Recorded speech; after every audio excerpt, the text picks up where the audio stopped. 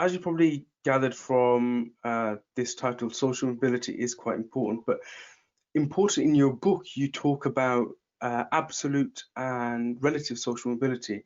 So Yeah. just for the viewers, what is absolute and relative social mobility? And secondly, what does it mean for where we are right now? So that's a very important sort of sociological point to give our conversation the context that it deserves. So absolute mobility is the idea that we as a society rise together through the ranks of whatever set of circumstances we find ourselves, with a view to potentially realizing our full and fulfilling all of our full potential. And that means that in a generation, there are a number of people who might be working in a particular sector, let's say in a non-professional sector, who then rise together to be able to then get into the professional classes where they will be doing what we call the professional jobs, whether that's accounting, lawyer, doctor, and so on.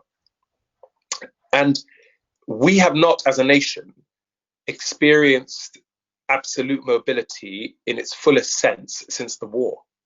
And the reason why we were able to do that just after the war is because obviously a lot of people went and perished. But also when the people came back and Britain was rebuilding after the war, it meant that all the pieces of the puzzle were up in the air. It meant that the pieces were in flux. And so the chances and the opportunities for everyone to seek out those professional jobs was much, much more possible. And so absolute mobility was really possible in circumstances where a nation is growing at a phenomenal rate right after the war. And so those jobs had to be filled.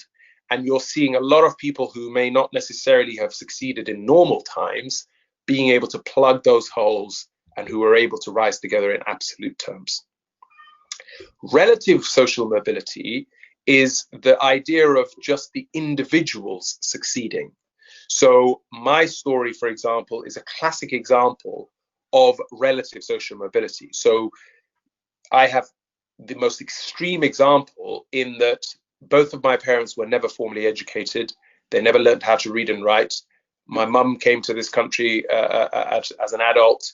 I came here as a child, not speaking a word of English, went to all these poor performing schools and so on.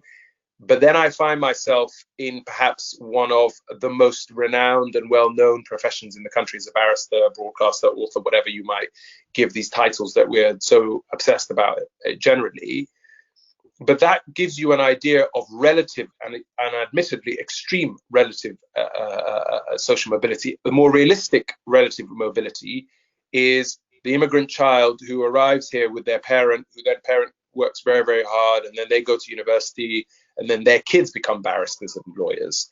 And that is the much more realistic example of relative mobility. So that's the difference between absolute and relative. In terms of where we are as a nation for those two terms, well, absolute mobility hasn't really happened at all since the war.